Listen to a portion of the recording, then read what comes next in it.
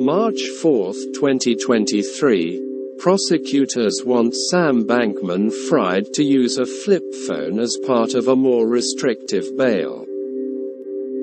The use of a flip phone, or some non-smartphone, is one of several restrictions that prosecutors and Sam Bankman-Fried's attorneys are jointly asking the judge to approve.